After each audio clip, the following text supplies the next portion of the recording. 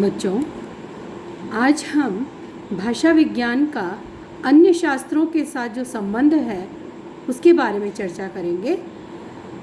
हमने भाषा विज्ञान क्या है और भाषा विज्ञान में किन का अध्ययन किया जाता है, किन विषयों का अध्ययन किया जाता है, भाषा विज्ञान की परिभाषा आदि के संबंध में चर्चा की। आज हम ज्ञान की अन्य विधाओं के साथ या अन्य शास्त्रों के साथ भाषा विज्ञान के संबंध के बारे में बातचीत करेंगे। ज्ञान की सभी विधाओं का विकास मानव समाज में होता है और तत्वतः उसे अलग अलग शास्त्रों या विज्ञानों आदि में इस प्रकार विभाजित नहीं किया जा सकता कि एक दूसरे से पूर्णतः अलग हो सकें, क्योंकि सभी विधाएं, सभी शास्त्र मानव से संबंधित हैं, मानव समाज से संबंधित हैं। इसलिए वे सभी कहीं न कहीं एक दूसरे से संबंधित भी होते हैं और कहीं न कहीं उनमें कुछ अंतर भी होता है। तो सभी में कहीं न कहीं संबद्धता रहती है। ज्ञान अखंड है और केवल सुविधा के लिए अखंड ज्ञान को अलग अलग विज्ञानों, शास्त्रों आदि में विभाजित किया जाता है। ज्ञान का यह विभाजन केवल व्यावहारिक है, तात्विक नहीं। तात्विक दृष्टि से देखें तो अखंड ज्ञान का अंश होने के कारण सभी ज्ञान विज्ञान किसी न किसी रूप में एक दूसरे से संबद्ध होते ही हैं। व्यावहारिक दृष्टि से मनुष्य ने अखंड ज्ञान को विभागों में बांटा है, जिनको अलग अलग विज्ञानों और शास्त्रों की संज्ञा दी गई है।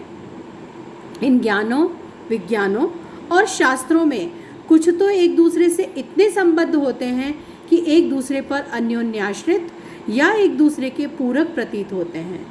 कुछ सामान्य संबंध रखते हैं और कुछ एक दूसरे से बहुत संबद्ध नहीं होते। भाषा विज्ञान से भी अनेक ज्ञान विज्ञानों एवं शास्त्रों के अनेक स्तरों में विभिन्न प्रकार के संबंध हैं। आज हम भाषा विज्ञान और व्याकरण के पारस्परिक संबंधों की चर्चा करेंगे। व्याकरण और भाषा विज्ञान। भाषा विज्ञान और व्याकरण दोनों का संबंध भाषा से है। दोनों एक दूसरे के इतने समीप हैं कि भाषा विज्ञान को व्याकरण और व्याकरण को भाषा विज्ञान मानने का भ्रम होने लगता है। दोनों में स्पष्ट अंतर भी देखा जा सकता है। व्याकरण एक शास्त्र है जो इस बात के निर्देश पर बल देता है कि भाषा में कैसा प्रयोग शुद्ध है और कैसा अशुद्ध। भर्तृहरि ने व्याकरण के संबंध में कहा, साधुत्व ज्ञान विषया सैषा व्याकरण स्मृति। इसके विपरीत भाषा विज्ञान यह नहीं कहता कि कहाँ कैसा प्रयोग होना चाहिए। अर्थात व्याकरण यह देखता है कि कौन सा प्रयोग शुद्ध है, कौन सा अशुद्ध है।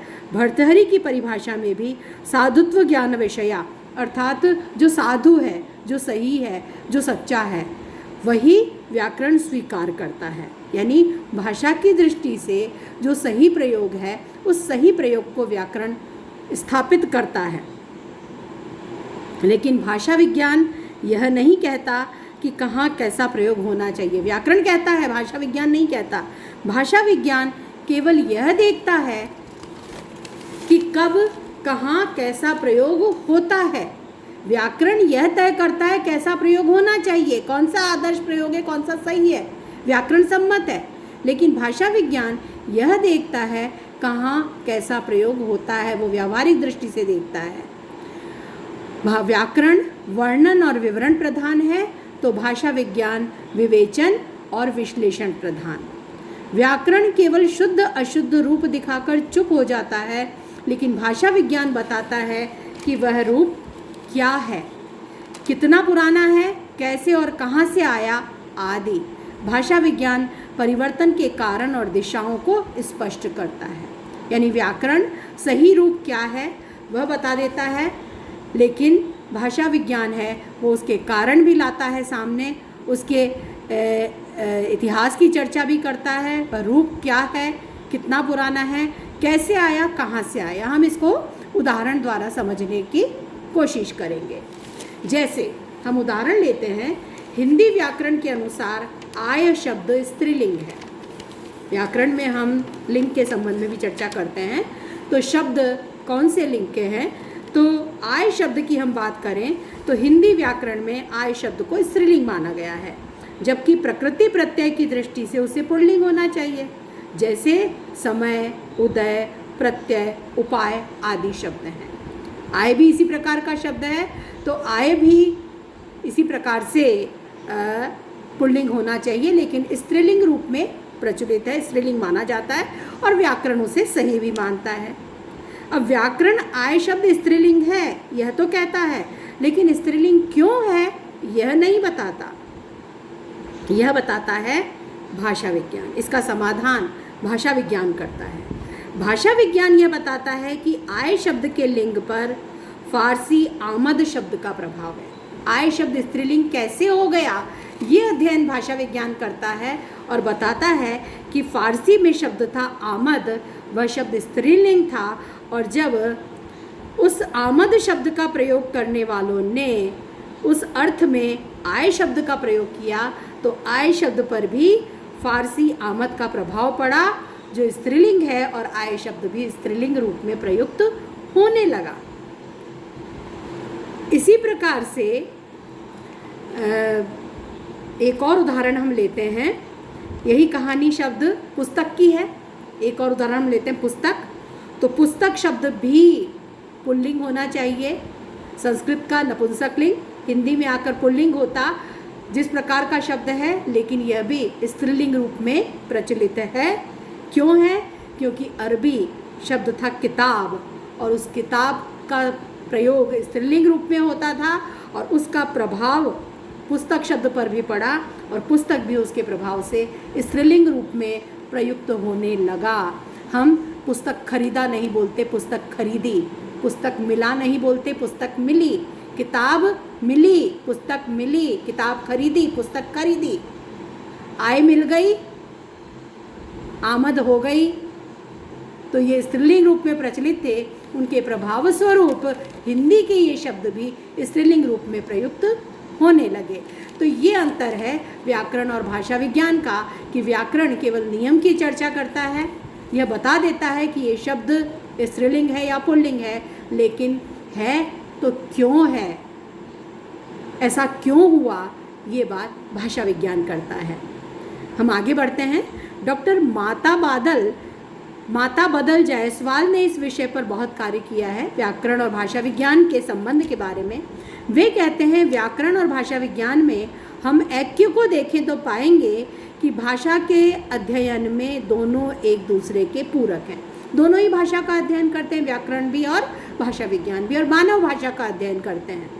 तो दोनों ही हम देखें ऐक्य की दृष्टि से तो भाषा के अध्ययन में दोनों एक दूसरे के पूरक दिखाई देते हैं, अन्योन्याश्रित लगते हैं। लेकिन आगे बढ़ें तो स्पष्ट होगा कि भाषा विज्ञान वास्तव में व्याकरण का भी व्याकरण है। भाषा विज्ञान की जानकारी के अभाव में विशुद्ध व्याकरण नहीं लिखा जा सकता, तो दूसरी तरफ भाषाओं के विश्लेषण में भाषा विज्ञान व्याकरण से भी पर्याप्त सामग्री और सहायता लेता है। जैसे हम देखें कि रूप विज्ञान, वाक्य विज्ञान की सामग्री भाषा विज्ञान को व्याकरण से मिलती है, क्योंकि शब्दों के रूप और वाक्य संरचना व्याकरण का विषय है, और जब भाषा विज्ञान उसका अध्ययन करता है तो व्याकरण से उन्हें उसकी पर्याप्त सामग्री मिलती है। और इसी प्रकार से शब्दों का निर्माण, ध्वनियों का उच्चारण, संधि द्वारा शब्द निर्मित होते हैं ना, तो संधि, ध्वनि, उच्चारण प्रकरण व्याकरण भाषा विज्ञान से लेता है। ये सब भाषा विज्ञान का विषय है। वो बताता है कि शब्द किस प्रकार से बन रहे हैं, कैसे बने हैं, उनमें कैसे परिवर्तन आया है, और व्याकरण है वो भाषा विज्ञान से उनके बारे में जानकारी प्राप्त करता है। इस प्रकार दोनों ही अपनी अपनी अध्ययन प्रक्रिया में एक दूसरे पर आश्रित दिखाई देते हैं। अगला है भाषा विज्ञान और व्याकरण दोनों का अध्ययन केंद्र भाषा ही है, पर दोनों के अध्ययन में अंतर है। व्याकरण में जहाँ प्रांजल शुद्ध भाषा का विधान व्यवस्थित होता है, वहीं भाषा विज्ञान में प्रांजल, साहित्यिक, बोलचाल और प्रचलित अप्रचलित सभी रूपों पर विचार किया जाता है। तो व्याकरण केवल शुद्ध और प्रांजल भाषा पर विचार करता है, लेकिन भाषा विज्ञान भाषा के सभी रूपों पर विचार करता है। व्याकरण में निश्चित नियम होते हैं कि ऐसा ही हो, लेकिन भाषा विज्ञान में व्यावहारिक व्यवस्था होती है कि ऐसा था, ऐसा है और ऐसा हो सकता है या होता है। व्याकरण में जड़ता अधिक है और भाषा विज्ञान में प्रगतिशीलता। बाबू गुलाबराय के शब्दों में व्याकरण की दृष्टि वर्तमान की ओर रहती है, भाषा विज्ञान की दृष्टि अतीत की ओर। व्याकरण किसी भाषा के वर्तमान रूप के पारस्परिक संबंध और गणना से संबंधित है।